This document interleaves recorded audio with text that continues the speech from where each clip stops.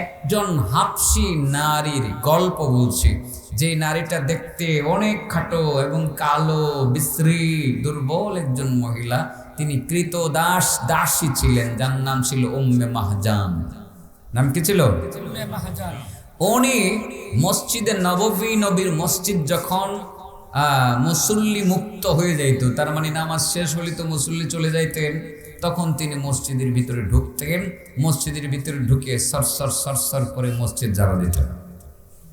মসজিদ ঝাড়ু দিতেছেন, একদিন এক পর্যায়ে ঝাড়ু দেন আর গুনগুন করে জানি কি বলেন, একটি কথা এমন বলেন, ওগো আল্লাহ, তুমি যেদিন আমাকে স্বাধীন করে দিয়েছিলা, আল্লাহ যেদিন তুমি আমাকে মুক্ত করে দিয়েছিলা, আমি দাসী ছিলাম, তুমি আমাকে দাসী থেকে যেদিন আজাদ করে দিয়েছিলা গো আল্লাহ, সেদিন তোমার মধ্যে আমার মধ্যে সম্পর্কটা কতই না চমৎকার ছিল।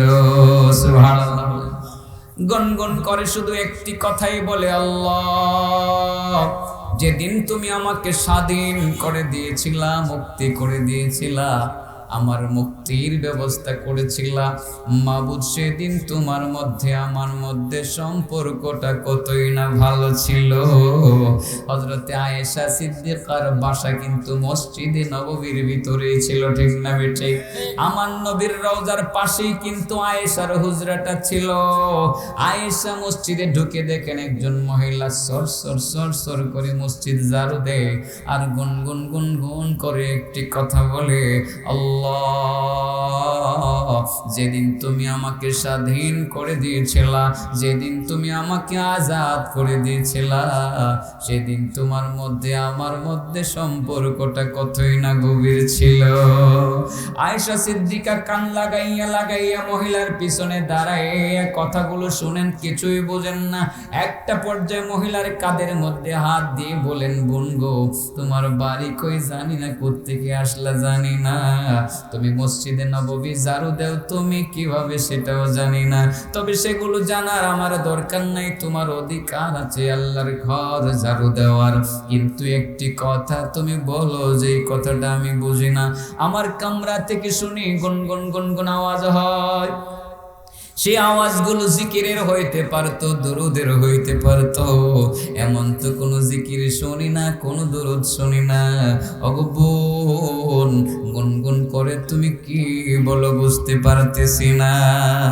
সেই নারী বলে, ওগো আয়েশা, আমি যে কি বলি এটা আমার মনের আনন্দে বলি, আমার যে কত ভালো লাগে আমি বুঝি, আমার আল্লাহ বুঝে। ওগো আয়েশা, আমি বলি, আল্লাহ, যেদিন তুমি আমাকে স্বাধীন করে দিয়েছিলা, যেদিন তুমি আমাকে আজাদ করে দিয়েছিলা, গোলামি দাসী থেকে তুমি আমাকে মুক্তি দিয়েছিলা, মাবুদ, সেই দিনের তোমার সম্পর্ক আমার সাথে, আমার সম্পর্ক তোমার সাথে কতই না মধুময় ছিল। আয়েশা বলেন, এটার অর্থ কি যদি তুমি আমাকে বলতা। সেই মহিলা উম্মে মাহজান বলে, আয়েশা গো, সেটা তো অনেক মজার একটা গল্প, আমার জীবনের একটা ঐতিহাসিক গল্প, আকর্ষণীয় গল্প। এই গল্পটা তুমি যদি শুনতে চাও তাহলে তোমাকে এক্ষুনি আমি গল্পটা শোনাইব। আয়েশা বলেন, বোন গো, তুমি বলো, তোমার জীবনের গল্পটা আমি শুনবো, তোমার গল্প থেকে আমি শিক্ষা গ্রহণ করব। সেই নারী বলেন, আয়েশা, তাহলে তুমি যেহেতু বলতে বাধ্য করতেছো, বলতেই হবে।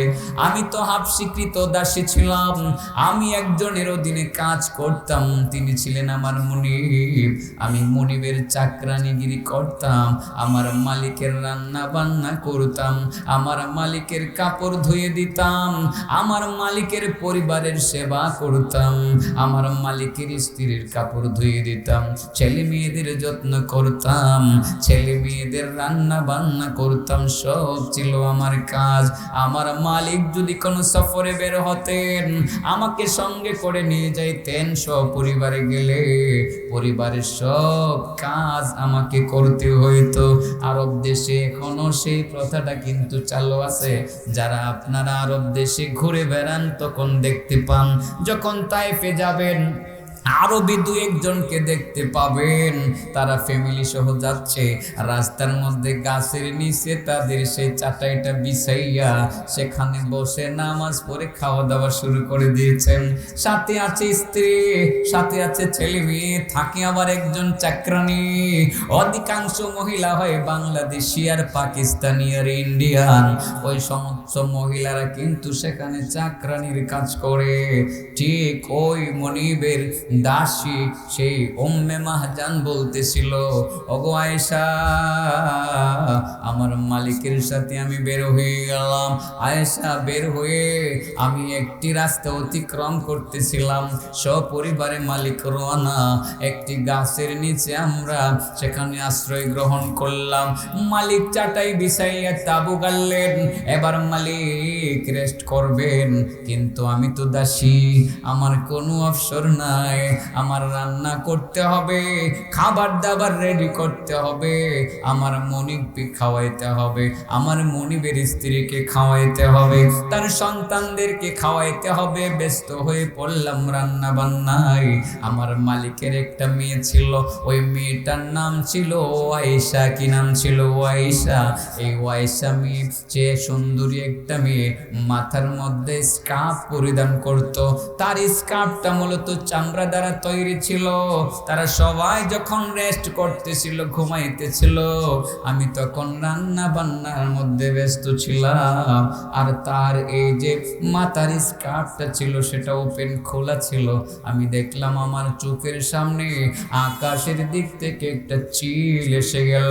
চিলটা এসে তার স্কার্ফটা এভাবে উড়াল দিয়া ছু মেরে আকাশের দিকে নিয়ে গেল। স্কার্ফটা চোখের সামনে উধাও হয়ে গেল। এবার মালিক ঘুম থেকে উঠলো, সবাইকে খাওয়াইলাম, এখান থেকে রওনা দিতে হবে গন্তব্যের উদ্দেশ্যে। আমার মালিক বলল, আমার মেয়ের স্কার্ফটা গেল কোথায়? মালিককে বললাম, মালিক, আমার চোখের সামনে, মনিব আমার চোখের সামনে স্কার্ফটা একটা ছিলে এসে নিয়ে গেল, ছু মেরে নিয়ে গেল। মালিক আমাকে বিশ্বাস করলো না। মালিক আমার উপরে চোরের অপবাদ দিল, প্রচন্ড রকম আঘাত শুরু করে দিল। তোর স্বীকার করতে হবে, তুই নিছস, তুই লুকাইছস, তা না হয় আজকে স্বীকার না করলে তোরে জানে রক্ষা করব না, তোর জানটা তোর শরীর থেকে বের করে দিও। মালিক এমন শাসন শুরু করলো।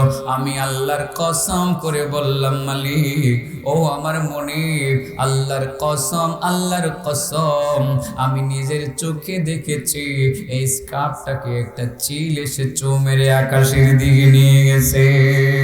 ওগো আয়েশা, মালিককে কিছুতেই আমি বুঝাতে পারলাম না। মালিক আমাকে কঠিনভাবে শাসন শুরু করলো, এমন মারপিট শুরু করলো।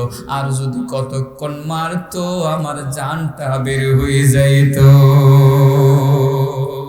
ও আয়েশা, সেদিন আমার আল্লাহ আমার যে কি উপকারটা করছে সেটাই তো আমার মনে পড়ে যায়। আমি বলতে পারি না আল্লাহর ঘর ঝাড়ু দে, আর সেই কথাটা আমি বলি।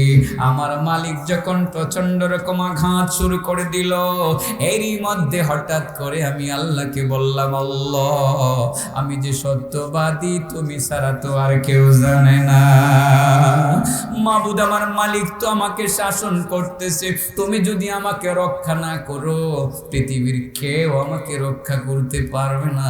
আমি এই কথা বলার সাথে সাথে দেখলাম যে চিলটা চো মেরে এই যে স্কার্ফটা নিয়ে গিয়েছিল, চিলটা আমার মালিকের মাথা বরাবর এসে দাঁড়াইয়ে গেল।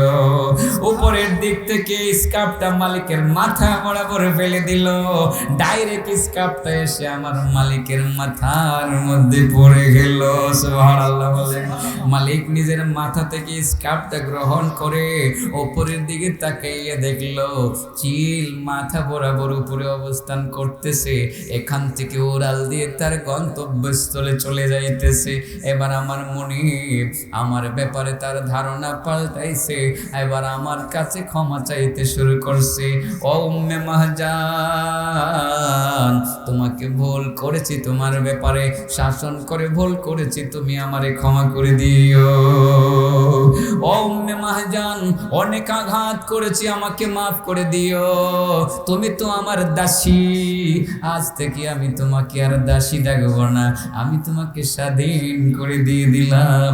তুমি যেখানে ইচ্ছা তুমি সেখানে যেতে পারো।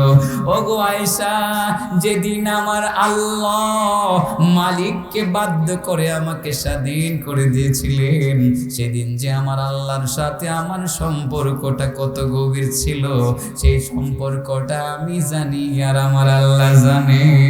এটা আমার মনে হয়ে গেলে আমি কথাই বলতে থাকি গুনগুন করে, আল্লাহ যেদিন তুমি আমাকে স্বাধীন করে দিয়েছিলা, সেদিন তোমার মধ্যে আর আমার মধ্যে সম্পর্কটা কতই না গভীর ছিল, মধুময় ছিল। আয়েশা গো, এই কথাটাই আমি মসজিদে নববীর মধ্যে বারবার বলতে থাকি। সুবহানাল্লাহ বলে। ও আয়েশা, এবার তো স্বাধীন হয়ে গেলাম, স্বাধীন হয়ে গেলাম। আমি খবর পেয়েছি আখিরি জামানার নবীর আগমন ঘটেছে। এই নবীর আগমন মক্কায় ঘটেছে। আমি শুনেছি তিনি সফর করে হিজরত করে মদিনায় এসেছেন। আমি নবীর কাছে এসে আমি মুসলমান হয়ে গেলাম। আল্লাহর নবীর পারমিশন নিয়ে মুসল্লিরা যখন মসজিদে নববী থেকে বের হয়ে যায়, আমার সুযোগ হইলে সেই ঘরের মধ্যে ঢুকে ঢুকে আল্লাহর ঘরটা আমি ঝাড়ু দেই আর গুনগুন করে সেই কথাটা বলি। এই সেই কোন মহিলা, যেই মহিলার ব্যাপারে আল্লাহর নবীর একটা গুরুত্বপূর্ণ বক্তব্য